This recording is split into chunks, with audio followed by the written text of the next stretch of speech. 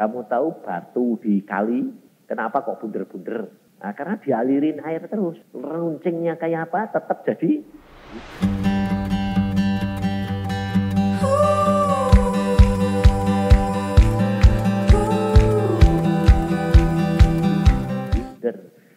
Jeleknya pikiranmu kayak apa, dialirin air hidup, bersih. Karena Tuhan Yesus berkata apa? Firmanku yang membersihkan kamu. Jadi pertama mesti baca dengan suara. Nanti kalau sudah berkali-kali, sebab ini sudah nurut, kamu baca tidak bersuara, ini sudah bisa. Tapi kalau tidak bersuara sekarang kamu, ini baca melayang. Contohnya kue sembayang sih sembayang, tapi melayang-layang. Betul? Itu namanya bukan menyembah Bapa. Separuh. Nyembah separuh jalan-jalan. Nah, gitu ya. Bagaimana sikap kita terhadap mami? Waduh. Yang menanyakan dan selalu melayani kita walaupun hendak kita paksa untuk berhenti. Tapi malah marah-marah. Apakah ini ada banyak dampak buruknya bagi kita kalau selalu dimanja dan terlalu diperhatiin karena saya anak laki-laki bungsu paling disayang. Wah, repot. Nanti kalau dilawan salah lagi, tidak taat dengan firman. Nah, ini terjadi banyak. Ini terjadi banyak. Kalau saudara jadi anak laki-laki bungsu yang disayang, ini terjadi juga sama istri saya. Istri saya itu seorang anak perempuan kecil yang paling disayang. Nah, selalu mesti dari kecil punya bawaan.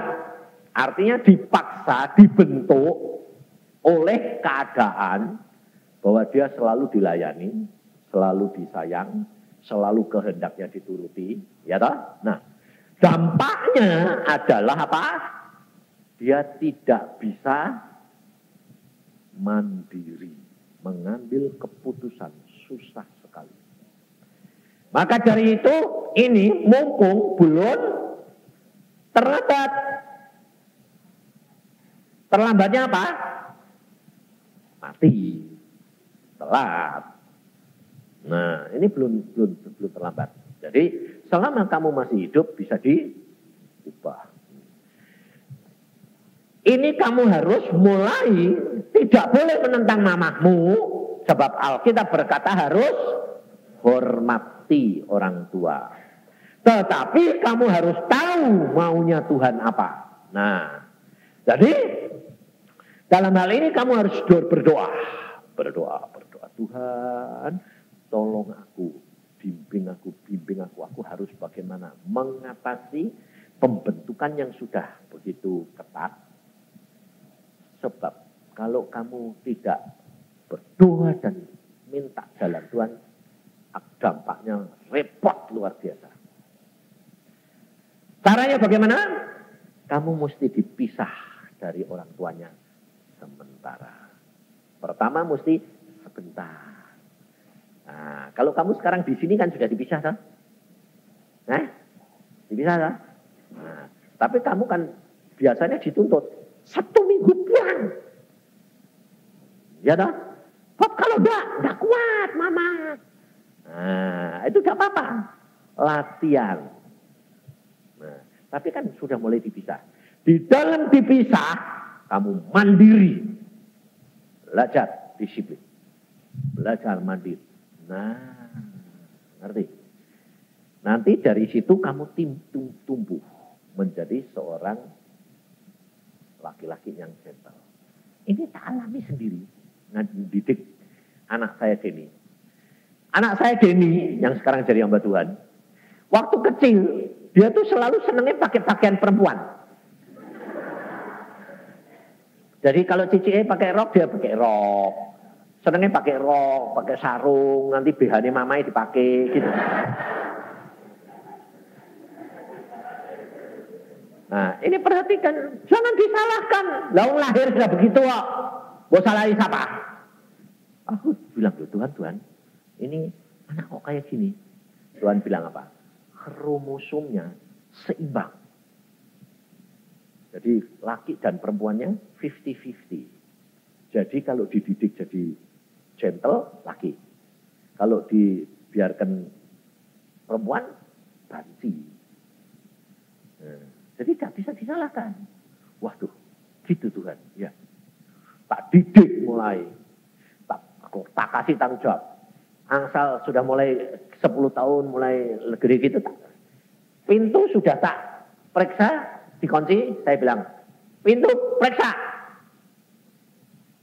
Kan ketakutan. Kalau takut, bawa teman. Tapi kamu yang bertanggung jawab. Saudara tahu? Wah, luar biasa. Gak bisa terima. Padahal sudah tak kasih tahu. Dan di dalam diri kamu ini ada laki perempuan. Kowe tidak belajar gentleman, kamu bakal jadi banci. Oh gitu Pak, ya. Tapi tak. Perintah gitu tuh sakit hati. Diem tapi sakit hati. Saudara tahu? Berapa tahun? Satu saat dia sudah umur 17 atau 18. Pernah ngomong sama pacinya, saking jengkel sama saya, mau ngomong, aku disuruh bunuh papa, aku sanggup. Ngerti? Itu jengkelnya ngetop dah. Ngetop dah? Nah, ngerti dah? Jadi kamu tahu, tetap ada harga yang kamu harus bayar. Artinya kamu berbuat baik, kamu sebagai ayah mendidik, tapi balasan anak begitu, jangan sakit hati. Karena kamu berjalan dengan Tuhan, akhirnya Tuhan bertindak. Akhirnya dia bilang apa? Oh papa, semua dibalik Tuhan pada waktunya. Papa bertindak gitu itu karena sayang sama saya ya. Ngerti kamu? Tapi jangan papa ini lalu marah-marah. Kamu tahu papa tujuannya baik. Gini. Malah dia sakit. Diam. Tunggu sampai Tuhan bertindak. Ngerti? Nah, sekarang ini masalahnya kan anak laki ini kan dia yang ngerti Tuhan lebih dahulu. Nah, harus dibalik.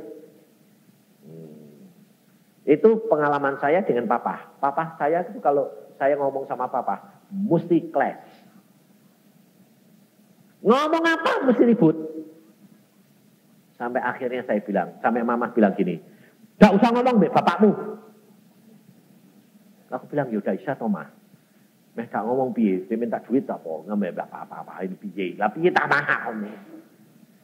Lah kok ribut terus? Nggak tak pernah cocok kok. Aku minta ya jadi percaya. Bayangin, coba bayangin.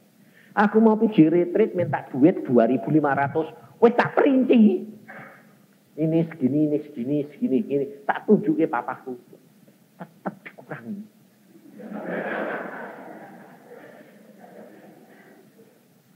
Tek caciku sing minta 2.500, dikasih 3.000. Ya aku dikasih 2.000. Aku bilang, Pak, ini 2.000 itu gak mungkin cukup, Pak.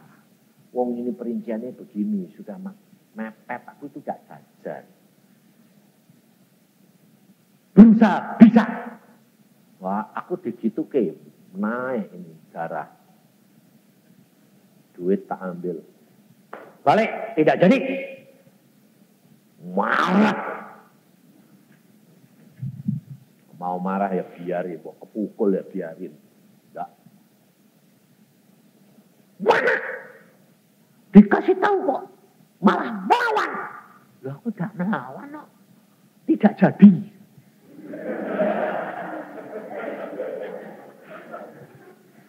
Nah, Ternyata apa? Dia maunya saya merayu. Ngerti enggak? Aku gak ngerti. Lah aku orangnya gak bisa merayu. Gak punya bawaan. Kaku. Aku itu gak pernah merayu. Jadi makanya itu. Anak saya bilang, aku mau besok punya suami kayak papa. Jangan. Kenapa? Papa itu aku. Gak bisa merayu. Sekarang suaminya dia persis aku.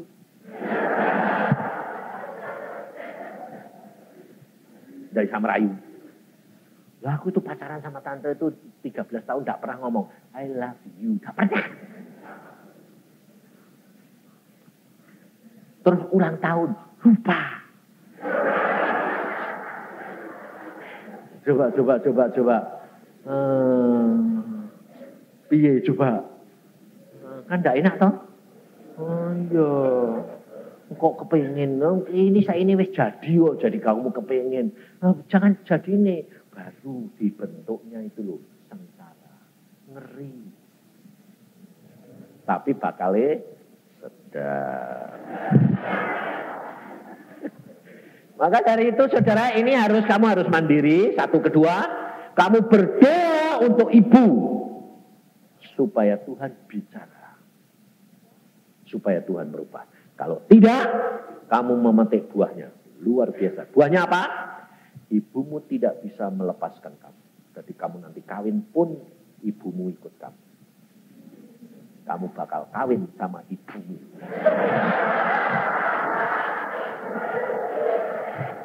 Kenapa? Karena si istri dikontroli sama ibunya gak bisa toh ya. Loh ini kejadian sungguh loh saudara. Saya ngonseling. Ibunya ikut. Nyanyai bilang gini, Pak, ini piye Pak? Aku ndak tahan Pak. Ndak tahanin apa? Kelewatan ya Pak.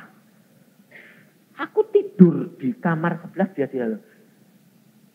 Tengah malam itu ngintip. Ndak tahan karena biasanya tidur sampai ibunya. Ibunya ditinggal tidur sendiri ndak bisa. Baru kawin 2 hari. Ibunya gelepek-gelepek tiap kali ngambil kursi ngintip. Aku ini ngerti bu. Ambek suami kok kayak bukan suami ini. Lah meh opo diintip kok Pak? Iya coba. Akhirnya istrinya tidak tahan. Bayar harga mahal. Ngerti saudara? Dan ini terjadi sampai sekarang ada beberapa orang yang akhirnya tidak kawin. Kenapa? Lah kemana-mana tanya, anakku di sini. Oh nanti gini ya, jangan lupa ngasih makan ya. Ayo lupa ngasih anu ya. Akhirnya tidak kawin. Aku makanya bilang gini, ayo wis gitu, wis salah kok. Salahnya apa? Anda gantung biar Tuhan kok. Gantung biar Tuhan, beres. Ibumu diputer, klik. Kayak bapakku ya diputer kok, mbak Tuhan no. Nah, aku akhirnya bilang Tuhan, apanya? Diam. Kalau kamu ngomong sama bapakmu, kalau aku suruh ngomong. Habis itu diam, dengerin sampai selesai. Habis itu jangan bantah, jangan diam. Suatu saat Tuhan bilang, aku mau bertindak buat membela kamu. Iya, rasain. Terus asal ngomong, saudara tahu, bapakku, itu kesenengannya sahabat baik Petrus Agung. Karena podo pintere. Makanya dia, Petrus Agung selalu dia ngomong aku, Pak Yusak itu apa? Kurang intelek. Saya kira dia bilang, aku sini kok jadi bodoh. Ya, rasain lu apa. Saudara tahu, papaku, kalau dia ngomong, yang ngomong hatinya berbeda. Hatinya A, ngomongnya B. Mancing kue, supaya kue kepleset. Sampai. Nah, masih ribut terus. Wah, akhirnya saya cuma gini, Tuhan, Papa dek ngomong biasa Tuhan. Jangan bantah, kue ngomong be aku. Tuhan tolong. Dengerin, tapi tidak usah dimasukin. Jadi denger, tapi tidak usah dipikirin. Nah, nanti dia ajak ngomongnya, dia tanyanya selalu gini, bagaimana menurut pendapatmu? Bilang, iya Tuhan jawabnya. Jawab baik, sing do juru hati, sing di dalam hati nih, jangan sing ngomongan nih. Aku terus ngomong, menurut saya begini Pak, langsung melotot. Loh, kamu tadi aku ngomong gue gak denger. Denger. Lah kok gue gak jawab? Anuku. Loh, tujuannya papa tadi tanya gitu itu kan sing do jero hati kan ngomong gini toh. Itu hatiku. Tapi aku tanya perkataan itu pikiran. Aku bilang, lah aku jawab papa pikiran nanti ya bantah-bantah. Kamu papa tujuannya ya hati nih gitu. Mas ngomong kayak gue itu bujai. Lah aku bilang, lu kenapa bujai? Aku bilang, habis kalah terus ketahuan. Lah aku gak tahu Pak. Roh Kudus beritahu, hati nih begini. Nah, wes. Akhirnya dia tunduk. Dia bilang, aku disuruh belajar sama Tuhan Yesus, suruh nurut kamu. Nah, jadi 3 tahun sebelum dia meninggal, dia selalu datang. Dia bilang, menurut kamu bagaimana? Tidak berani ngomong. Tidak ada masalah. Menurut kamu bagaimana? Aku bilang, Tuhan bagaimana? Ini, Tuhan bilang gini. Tapi ya Bapak pertimbangkan lagi. Ingat, bagaimanapun dia orang tua, kamu harus hormati. Tuhan berbicara begini Pak, tapi tetap kamu harus pertimbangkan dan putusannya di letak kamu karena kamu orang tua. Tapi akhirnya nurut terus. Sep. Nah, ngerti? Nah, kalau nanti kamu punya ibu kayak begitu, harus berdoa supaya kalau dikasih jodoh yang ibumu pun sudah diputer. Kalau kamu dikasih jodoh mulai itu ternyata kue kecepatan, terus buat kenal ke mama sudah tidak setuju, mateng kue rasain kue kecepet antara suami, istri atau mama, istri atau mama bubar wes seumur hidup. Ngerti? Harus bijaksana dan yang punya bijaksana cuma Roh Kudus, tidak ada yang lain. Dia akan menuntun kamu dalam seluruh kebenaran. Apakah boleh minta jodoh dengan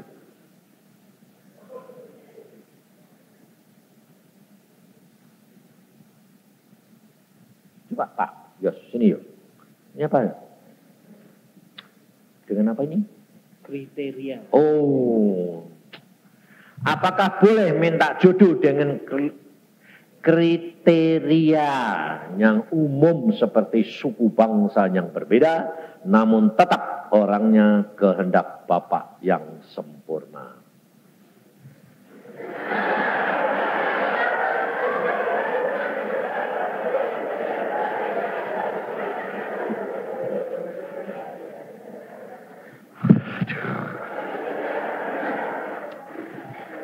Ini anak nakal.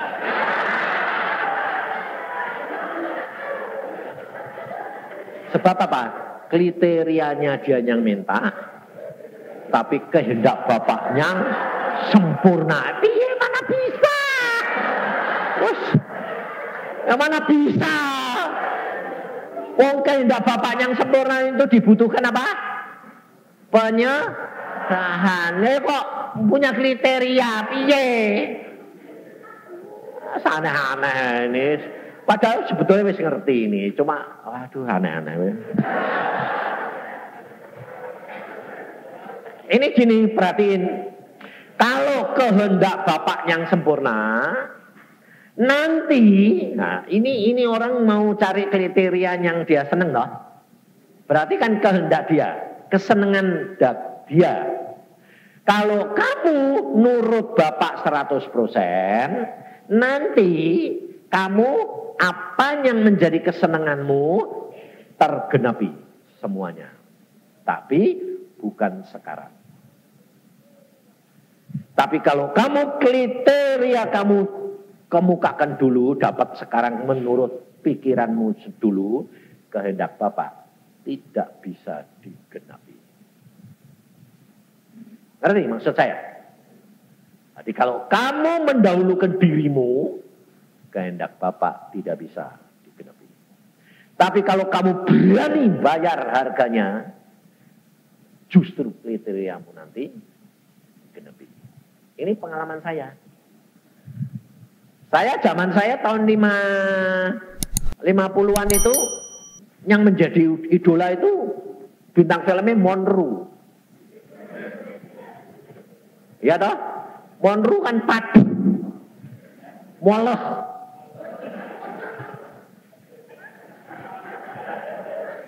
Nah, saya punya kriteria apa? Molos, padat. Wah, jadi yang tak pacari, yang tak anu tuh mesti yang padat-padat. Terus satu saat Tuhan bilang, jodohmu itu, waduh jalan Tuhan. Kerempeng. Tipis. Tinggi 156, berat badannya 37. Jadi ininya sampai naik gini. Kayak orang TBC. Aku bilang gini, Tuhan kok ada perempuan jalan jendit-jendit kayak kuda. Itu jodohmu. Loh kok kurus kayak gitu Tuhan. Tipis. Terus kayak ini naik lagi. Aku bilang, waduh Tuhan. Gue kan tahu sih Tuhan, aku senengin yang molo. Kamu mau nurut aku, atau kamu mau nurut dirimu dewe? Nurut engkau. Itu terbaik. Ya wis. Karena justru saya tidak seneng, tidak tak pikiri. Ya toh? Nah, tapi dek kue ditujuin itu jodohmu terus kue seneng, mau pikiri tidak? Tidak sampai-sampai. Karena kamu ikut-ikut. Ya aku tidak tak pikiri. Nah, karena memang tidak seneng. Jadi kumpul setahun, saya ketua kelas, dia wakil ketua. Saya tidak tahu kalau dia jodoh saya. Padahal yang seneng dia orang banyak. Nah, tapi saya tidak seneng kok. Mau kerempeng. Padahal dia wakil kelas saya. Saya ketua kelas. Jadi saya tinggal merintah, kalau merintah-merintahan. Kamu ngambil kapur, kamu ngambil ini, minta ini. Tidak pernah saya baik. Lembut tak. Satu saat saya duduk di depan kelas, kurang 5 menit. Loh, kapur kok belum ada? Ya, kapur belum ada. Oh ya. Dia lari, jalan. Wah, kejar di depan saya. Wah. Ingat mimpi 2 tahun yang lalu.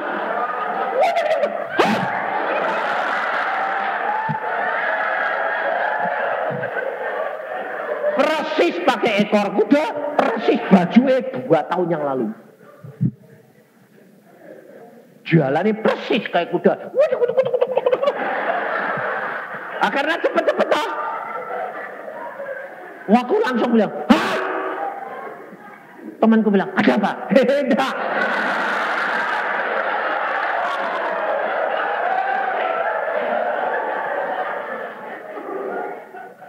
Ngerti saudara? Nah, langkah selanjutnya saya membuat satu kesalahan sehingga akhirnya penderitaan saya harus tanggung. Ngerti? Karena justru tahu saya deketi. Terus saya mulai lihat. Sebetulnya jeleknya apa sih? Oh, wong dikasih aku tuh mesti bagus. Hidungnya bagus. Kulitnya bagus. Semua bagus kok. Sing jelek apa? Ya sudahlah, mulai tak deketi. Tak deketi. Saudara tahu? Gara-gara tidak tanya Tuhan timingnya, rasain lu. Tahu, aku mulai deket dia bilang apa? Apa? Dia mau mbak aku. Kelantang dulu. Tahu di kelantang? Kelantang itu disabun jemur. Sabun jemur. Sabun jemur.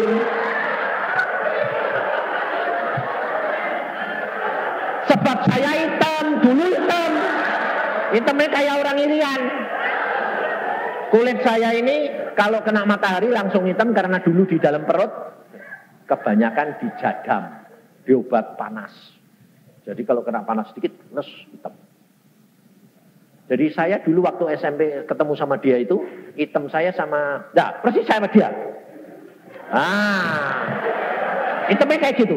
Wah, amin ya. Nah, itu amin tuh.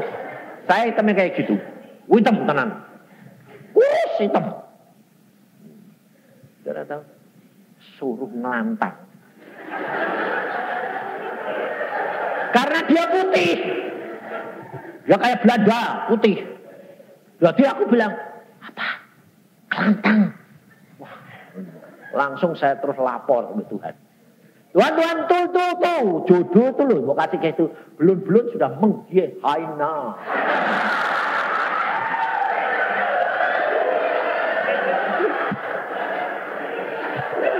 Dihina, bisa-bisa, mana gitu ya.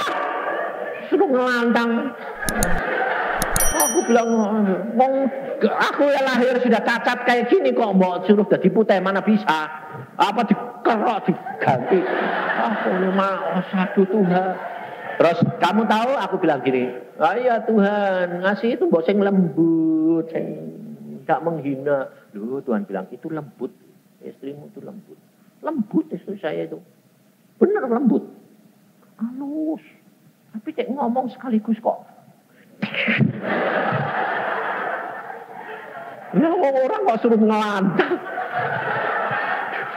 Tapi saya hadapkan Tuhan, Tuhan bilang apa? Jangan sakit hati, jangan kepahitan. Aku bilang, mana mungkin? Mungkin kalau kamu mengerti. Bagaimana ngertinya? Tuhan bilang, kamu hitam dong? Ya. Dia putih dong? Ya. Kamu minum kopi toh? Tidak enak. Kamu minum susu toh? Tidak enak. Kopi, susu.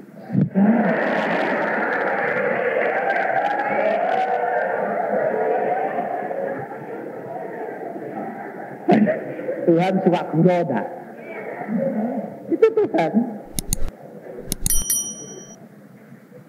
Aku bilang, gitu Tuhan. Iya. Jadi mesem aja. Dia susu, kamu kopi. Sekali waktu datang, pasti dia. Aku bilang, amin. Nah, setelah amin, saya tidak deketin lagi. Tapi, tanya Tuhan. Bagaimana caranya sekarang Tuhan? Tuhan ngasih tahu apa? Luar biasa.